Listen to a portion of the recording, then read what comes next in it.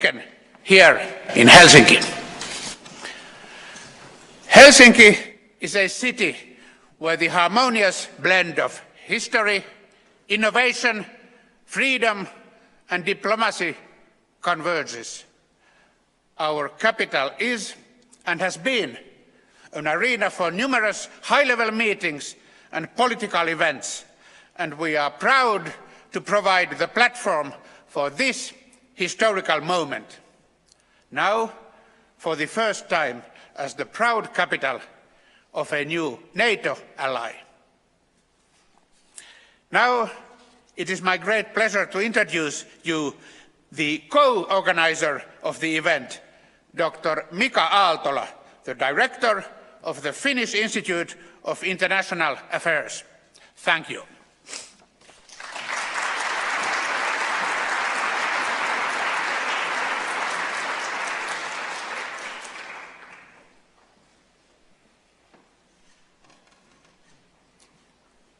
Your Excellencies, ladies and gentlemen, this is a truly historical day. It is the first time that a United States Secretary of State stands on a solid granite ground of NATO Finland.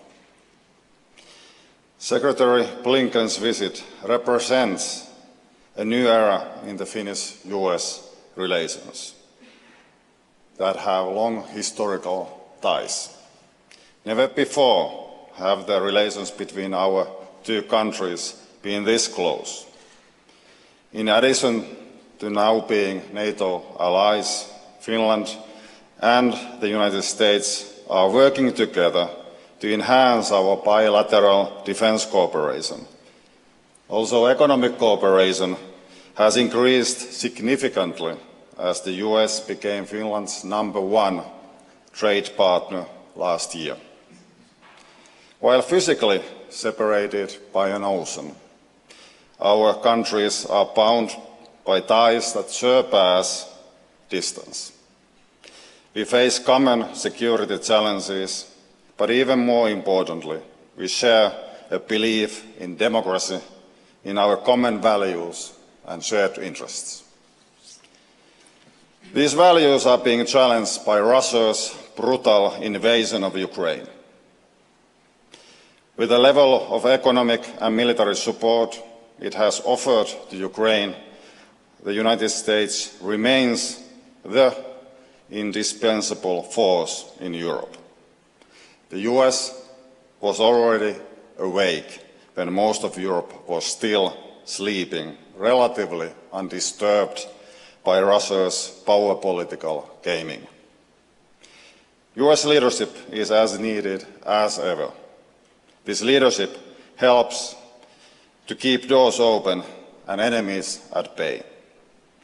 But there would be no leadership without a partnership. This partnership is something that Finland has offered to the United States.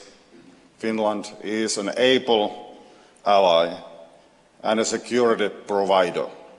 We carry our responsibilities in our region and beyond. And we are committed to support Ukraine and to defend ourselves and the values we stand for. This commitment is shared by the Finnish leadership, but even more importantly, by the Finnish people. Finland has ranked as the least corrupt, most egalitarian, one of the most educated and most democratic countries in the world. It also is the most stable country in the world. In these volatile times, this stability has a value of its own. Surprisingly, for many Finns, Finland is also the happiest country in the world. We question this result every year, but it is pointed to us that it is the case, it is a fact. So how miserable others must be if we are the happiest. But now I'm truly happy to be able to welcome on the stage the United States Secretary of State, Mr. Antony Blinken.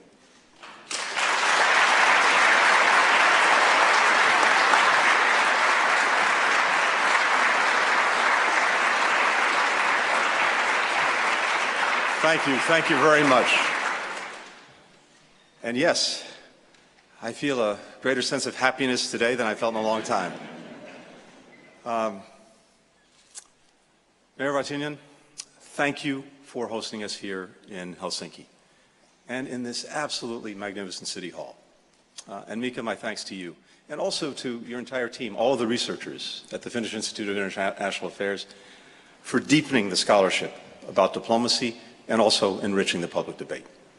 I'm also gratified that my friend and my partner, Pekka Visto, is here with us today. We have worked so closely together over this past truly historic year, and I'm grateful for your presence.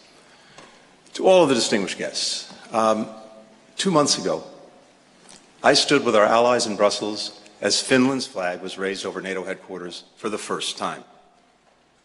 President Niinisto declared, and I quote, "The era of military non-alignment in Finland has come to an end. A new era begins." It was a sea change that would have been unthinkable a little more than a year earlier. Before Russia's full-scale invasion of Ukraine, 1 in 4 Finns supported the country joining NATO. After the full-scale invasion, 3 in 4 Finns supported joining. It wasn't hard for Finns to imagine themselves in the Ukrainian shoes. They'd walked in them in November 1939, when the Soviet Union invaded Finland. Like President Putin's so-called special operation against Ukraine, the USSR's so-called liberation operation falsely accused Finland of provoking the invasion. Like the Russians with Kyiv, the Soviets were confident that they'd sack Helsinki in weeks. So confident that they had Dmitry Shostakovich compose music for the victory parade before the Winter War even started. Like Putin in Ukraine, when Stalin failed to overcome the Finns' fierce and determined resistance, he shifted to a strategy of terror, incinerating entire villages and bombing so many hospitals from the air that Finns started covering up the Red Cross insignia on their rooftops. Like the millions of Ukrainian refugees today, hundreds of thousands of Finns were driven from their homes by the Soviet invasion. They included 2 children, Pirkko and Henry, whose families evacuated their homes in Karelia, the mother and father of our host, the mayor of the city. To many Finns, the parallels between 1939 and 2022 were striking. They were visceral, and they were not wrong.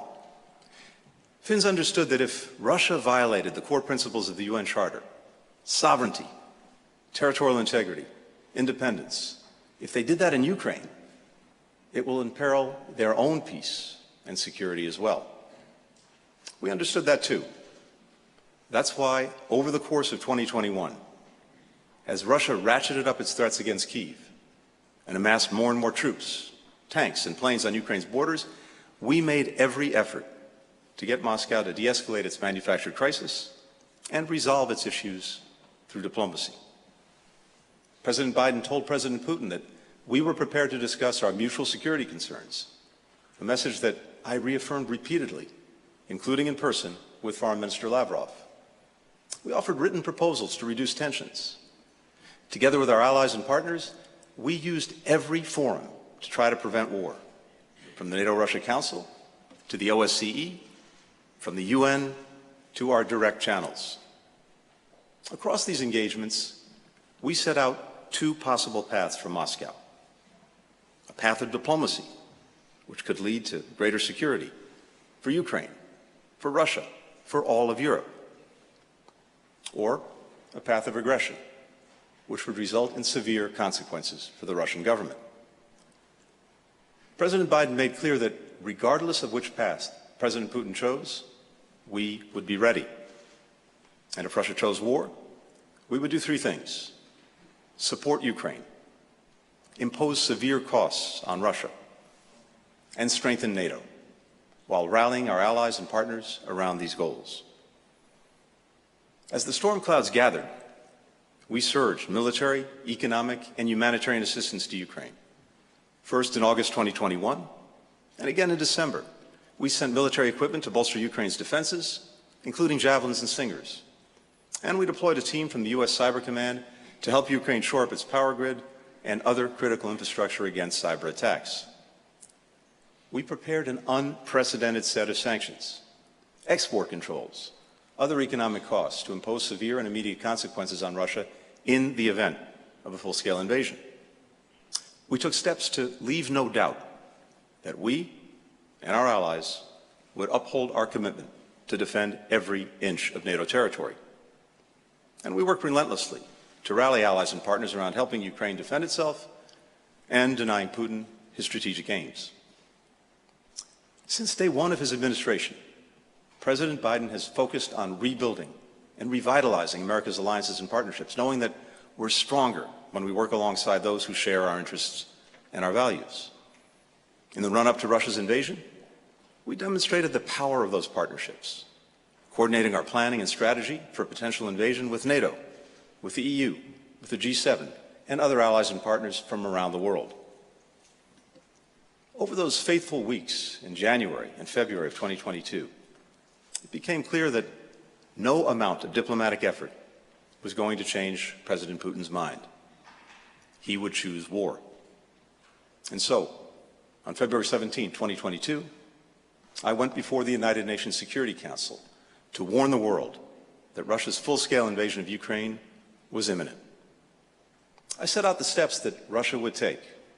First, manufacturing a pretext, and then using missiles, tanks, troops, cyber attacks to strike pre-identified targets, including Kyiv, with the aim of toppling Ukraine's democratically elected government and erasing Ukraine from the map as an independent country. We hoped to be proven wrong. Unfortunately, we were right. A week after my warning to the Security Council, President Putin invaded.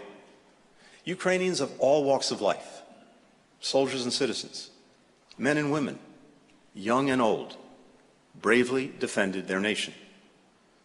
And the United States moved swiftly, decisively, and in unison with allies and partners to do exactly what we said we'd do: support Ukraine, impose costs on Russia, strengthen NATO, all of this with our allies and partners. And with our collective support, Ukraine did what it said it would do: defended its territory, its independence, its democracy. Today, what I want to do is set out this and the many other ways Putin's war of aggression against Ukraine has been a strategic failure, greatly diminishing Russia's power, its interests, and its influence for years to come. And I'll also share our vision of the path to a just and lasting peace. When you look at President Putin's long-term strategic aims and objectives, there is no question Russia is significantly worse off today than it was before its full-scale invasion of Ukraine, militarily, economically, geopolitically. Where Putin aimed to project strength, he's revealed weakness. Where he sought to divide, he's united. What he tried to prevent, he's precipitated. That outcome is no accident. It's the direct result of the courage and solidarity of the Ukrainian people and the deliberate, decisive, swift action that we and our partners have taken to support Ukraine.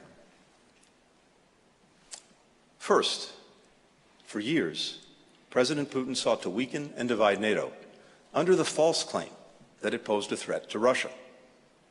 In fact, before Russia invaded Crimea and eastern Ukraine in 2014, NATO's posture reflected a shared conviction that conflict in Europe was unlikely.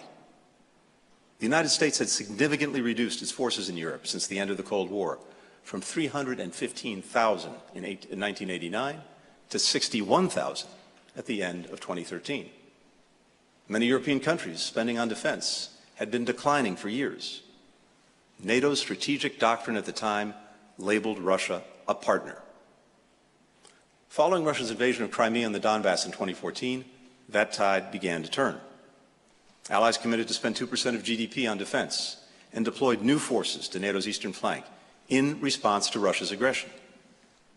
The alliance has accelerated its transformation since Russia's full-scale invasion, not to pose a threat or because NATO seeks conflict. NATO always has been and always will be a defensive alliance. But Russia's aggression, threats, nuclear saber-rattling compelled us to reinforce our deterrence and defense. Hours after the full-scale invasion, we activated NATO's Defensive Response Force. In the weeks that followed, several allies, including the United Kingdom, Germany, the Netherlands, Denmark, Spain, France, swiftly sent troops, aircraft, and ships to reinforce NATO's eastern flank. We doubled the number of ships patrolling the North and Baltic Seas, and doubled the number of battle groups in the region. The United States established its first permanent military presence in Poland. And of course, NATO added Finland as its 31st ally, and we will soon add Sweden as the 32nd. As we head into the NATO summit in Vilnius, our shared message will be clear. NATO allies are committed to enhanced deterrence and defense, to greater and smarter defense spending, to deeper ties with Indo-Pacific partners. NATO's door remains open to new members, and it will stay open. Russia's invasion has also led the European Union to do more, and more together with the United States and with NATO than ever before. The EU and its member states have provided over $75 billion in military, economic, humanitarian support to Ukraine. That includes $18 billion in security assistance, from air defense systems to Leopard tanks to ammunition. Coordinating closely with the US, the UK, and other partners, the EU has launched its most ambitious sanctions ever, immobilizing over half of Russia's sovereign assets.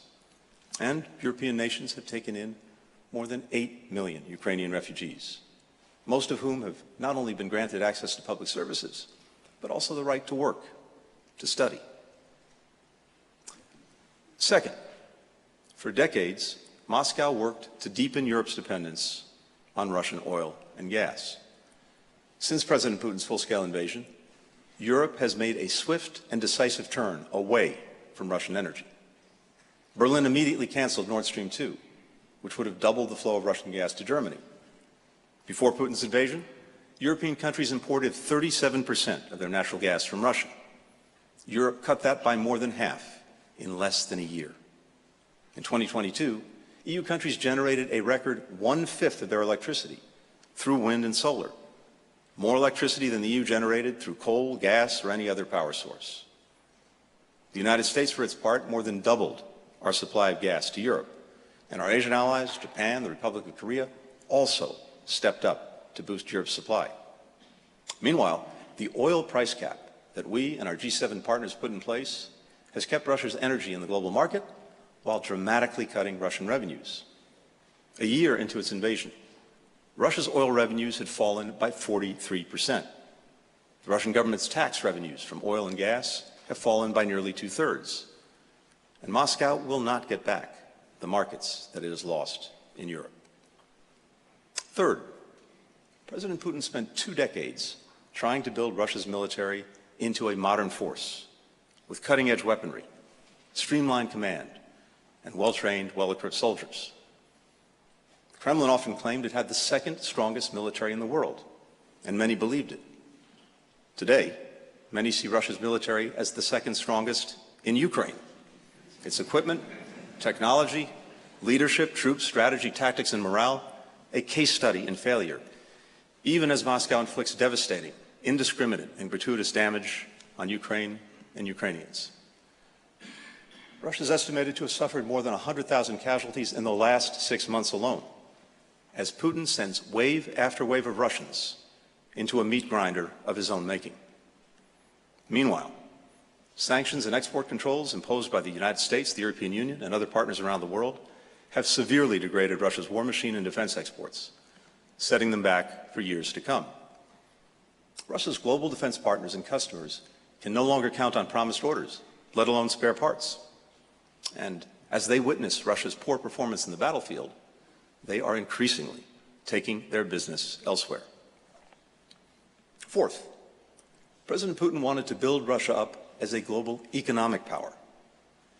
His invasion cemented his long-running failure to diversify Russia's economy to strengthen its human capital, to fully integrate the country into the global economy.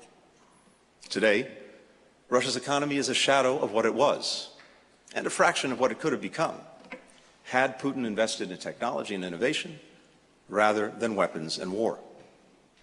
Russia's foreign reserves are down by more than half, as are profits from its state-owned enterprises. More than 1,700 foreign companies have reduced, suspended, or ended operations in Russia since the onset of the invasion. That's tens of thousands of jobs gone, a massive flight of foreign expertise, and billions of dollars in lost revenue for the Kremlin. 1 million people have fled Russia, including many of the country's top IT specialists, entrepreneurs, engineers, doctors, professors, journalists, scientists. Countless artists, writers, filmmakers, musicians have also left, seeing no future for themselves in a country where they can't express themselves freely. Fifth, President Putin invested considerable effort to show that Russia could be a valued partner to China. On the eve of the invasion, Beijing and Moscow declared a no-limits partnership. 18 months into the invasion, that two-way partnership looks more and more one-sided. Putin's aggression and weaponization of strategic dependencies on Russia has served as a wake-up call to governments around the world to make efforts at de-risking. And together, the United States and our partners are taking steps to reduce those vulnerabilities, from building more resilient critical supply chains to strengthening our shared tools to counter economic coercion. So Russia's aggression hasn't distracted us from meeting the challenges in the Indo-Pacific. It's actually sharpened our focus on them. And our support for Ukraine hasn't weakened our capabilities to meet potential threats from China or anywhere else. It's strengthened them. And we believe that Beijing is taking notice that, far from being intimidated by a forceful violation of the UN Charter, the world has rallied to defend it. Sixth, prior to the war, President Putin regularly used Russia's influence in international organizations to try to weaken the United Nations Charter. Today, Russia is more isolated on the world stage than ever. At least 140 nations, 2/3 of UN member states, have repeatedly voted in the UN General Assembly to affirm Ukraine's sovereignty and territorial integrity, to reject Putin's attempts to illegally annex Ukrainian territory, to condemn Russia's aggression and atrocities, and to call for a peace consistent with the principles of the United Nations Charter. Governments from the West and East, North and South, have voted to suspend Russia from numerous institutions, from the UN Human Rights Council to the International Civil Aviation Organization. Russian candidates have lost one election after another for key seats in international institutions, from the governing board of UNICEF to leadership of the UN agency responsible for information and communications technologies, the ITU. Each rebuke and loss for Moscow is not only a vote against Russia's aggression, it's a vote for the core principles of the United Nations Charter. And countries from every part of the world are supporting efforts to hold Russia accountable for its war crimes and crimes against humanity, from creating a special UN commission to document the crimes and human rights violations committed in Russia's war, to assisting investigations by prosecutors in Ukraine and at the International Criminal Court. Seventh, President Putin for years sought to divide the West from the rest, claiming that Russia was advancing the best interests of the developing world. Today, thanks to openly declaring his imperial ambitions and weaponizing food and fuel, President Putin has diminished Russian influence on every continent. Putin's efforts to reconstitute a centuries-old empire reminded every nation that had endured colonial rule and repression of their own pain. Then, he exacerbated the economic hardship many nations were already experiencing due to COVID and climate change by cutting off Ukraine's grain from the world markets, driving up the cost of food and fuel everywhere. By contrast, on one global challenge after another, the United States and our partners have proven that our focus on Ukraine will not distract us from working to improve the lives of people around the world and address the cascading costs of Russia's aggression. Our unprecedented emergency food aid has prevented millions of people from starving to death. Just last year alone, the United States provided $13.5 billion in food assistance.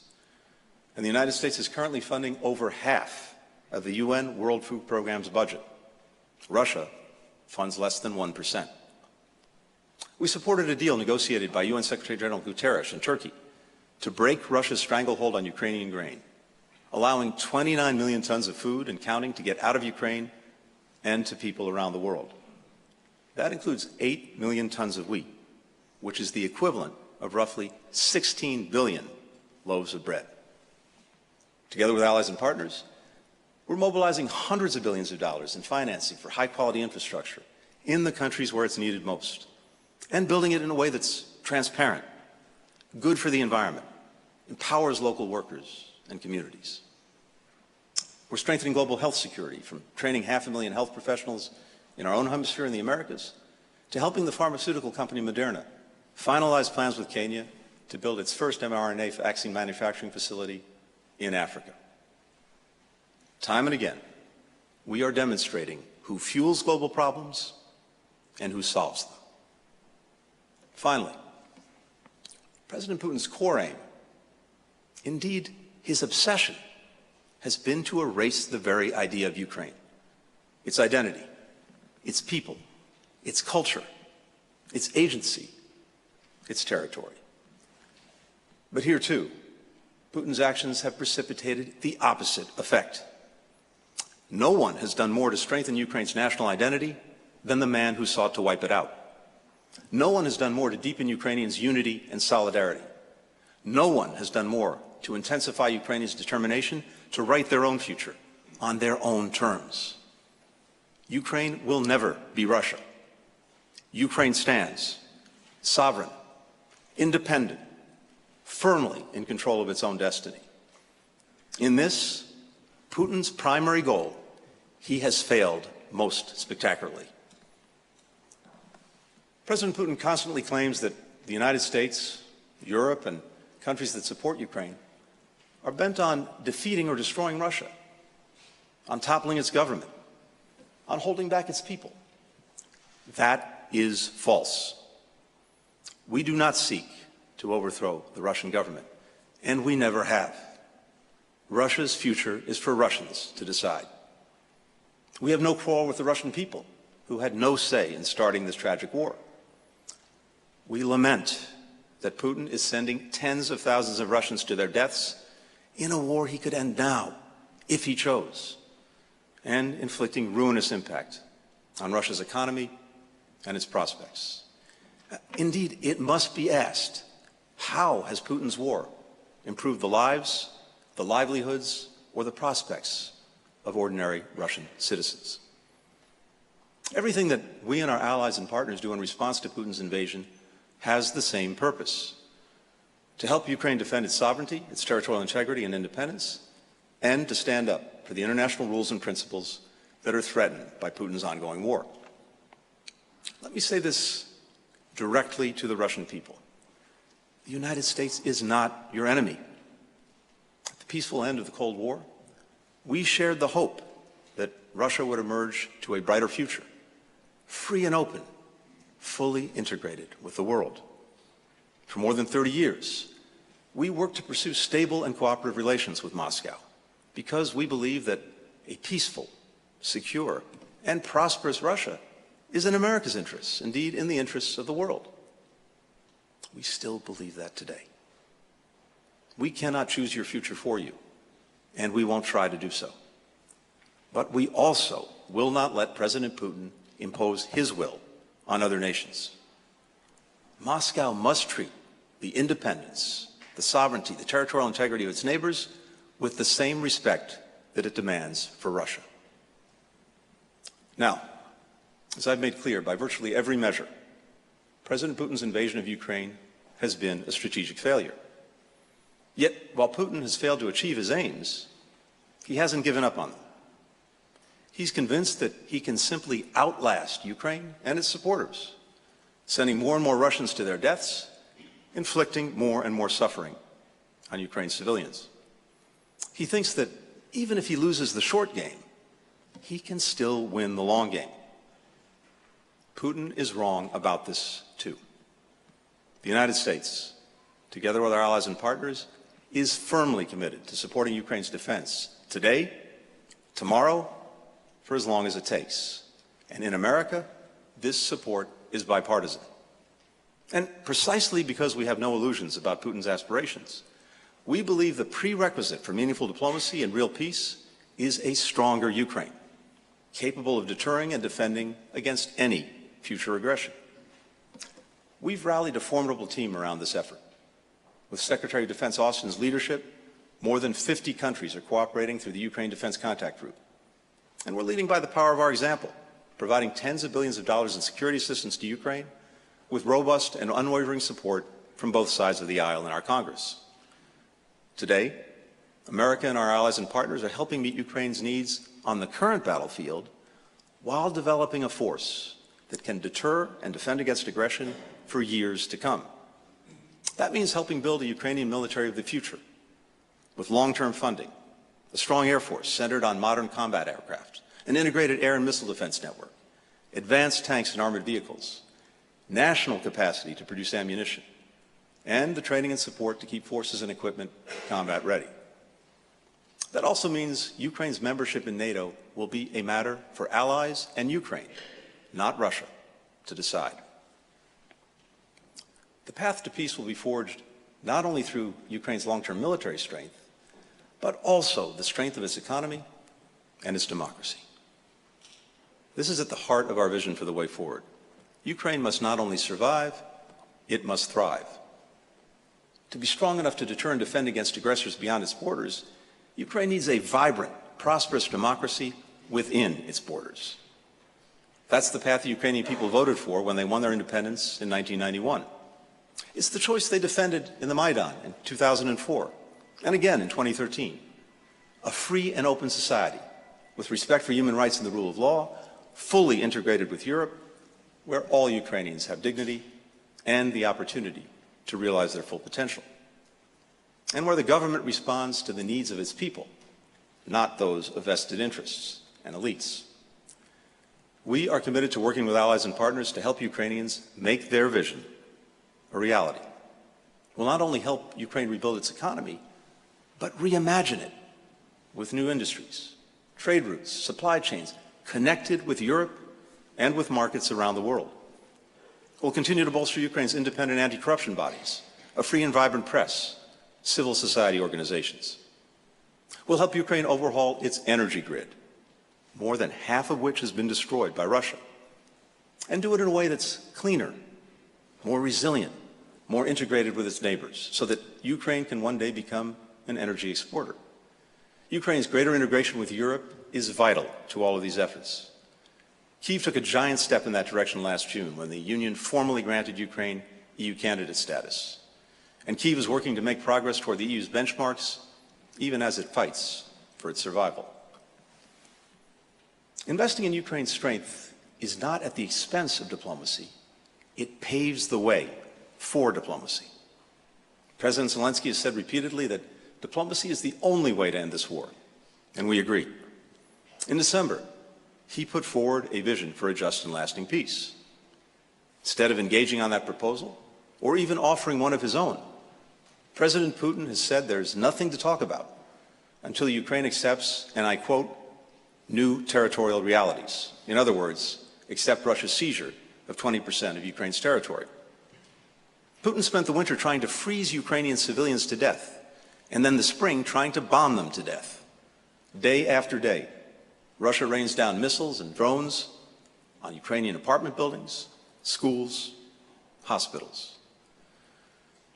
Now, from a distance, it's easy to become numb to these and other Russian atrocities, like the drone strike last week on a medical clinic in Dnipro, which killed 4 people, including doctors, or the 17 strikes on Kyiv in the month of May alone, many using hypersonic missiles, or the missile attack in April on the city of Uman, hundreds of miles from the front lines, in which 23 civilians were killed. The rocket strike hit multiple apartment buildings in Uman before dawn. In one of those buildings, a father, Dmytro, raced to the room where his children were sleeping. Kirillo, age 17. Sophia, age 11. But when he opened the door to their bedroom, there was no room, just fire and smoke. His children were gone. 2 more innocent lives extinguished. 2 of the 6 children Russia killed in a single strike. 2 of the thousands of Ukrainian children killed by Russia's war of aggression. Thousands more have been wounded, and thousands beyond that have been abducted from their families by Russia and given to Russian families. Millions have been displaced. All are part of a generation of Ukrainian children, terrorized, traumatized, scarred by Putin's war of aggression. All of whom remind us why Ukrainians are so fiercely committed to defending their nation and why they deserve a just and lasting peace. Now, some have argued that if the United States truly wanted peace, we'd stop supporting Ukraine, and that if Ukraine truly wanted to end the war, it would just cut its losses and give up 1/5 of its territory that Russia illegally occupies. Let's play this out for a minute.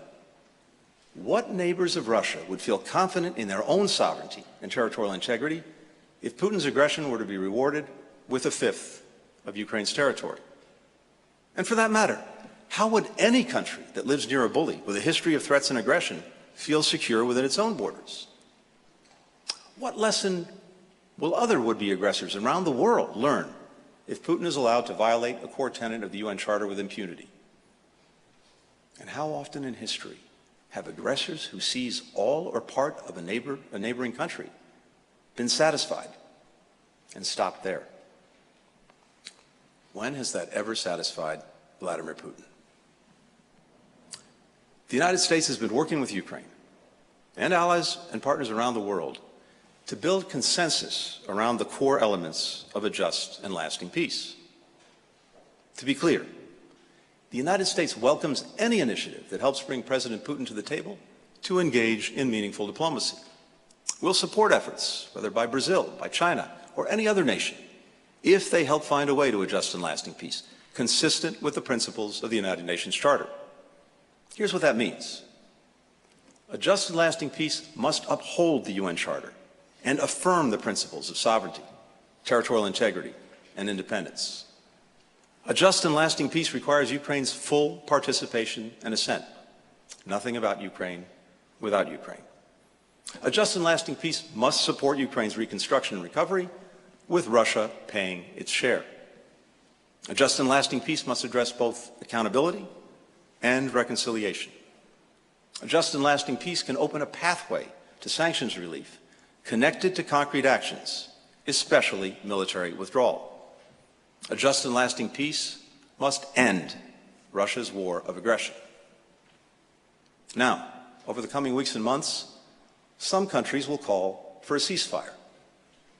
And on the surface, that sounds sensible, attractive even.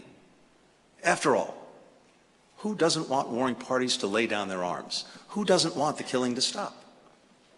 But a ceasefire that simply freezes current lines in place and enables Putin to consolidate control over the territory he seized and then rest, rearm, and reattack, that is not a just and lasting peace. It's a Potemkin peace. It would legitimize Russia's land grab, it would reward the aggressor, and punish the victim. If and when Russia is ready to work for true peace, the United States will respond in concert with Ukraine and other allies and partners around the world. And along with Ukraine and allies and partners, we would be prepared to have a broader discussion on European security that promotes stability and transparency and reduces the likelihood of future conflict. In the weeks and months ahead, the United States will continue to work with Ukraine, with our allies and partners, and any and all parties dedicated to supporting a just and lasting peace based on these principles. On April 4, 1949, 74 years to the day before Finland joined NATO, the original members of the alliance gathered in Washington to sign its founding treaty. President Truman warned the group, and I quote, "We cannot succeed if our people are haunted by the constant fear of aggression, and burdened by the cost of preparing their nations individually against attack. We hope to create a shield against aggression and the fear of aggression, a bulwark which will permit us to get on with the real business of achieving a fuller and happier life for all of our citizens. The same is true today. No nation, not Ukraine, not the United States, not Finland, Sweden, any other country, can deliver for its people if it lives in constant fear of aggression. That's why we've all got a stake in ensuring that President Putin's war of aggression against Ukraine continues to be a strategic failure. In his New Year's address to the Finnish people, President Niinistö identified one of the fundamental flaws of President Putin's plan to swiftly conquer Ukraine, a flaw that also doomed Stalin's plan to swiftly conquer Finland. As President Niinistö said, and I quote, "As leaders of a country under authoritarian rule, Stalin and Putin failed to recognize that people living in a free country have their own will and convictions, and that a nation that works together constitutes an immense force." Finns have a word for that fierce combination of will and determination, sisu, and they recognize sisu in the struggle of Ukrainians today. And when a free people like the Ukrainians have at their backs the support of free nations around the world, nations who recognize their faiths and freedoms, their rights and security, are inextricably bound together, the force they possess is not merely immense, it is unstoppable. Thank you very much.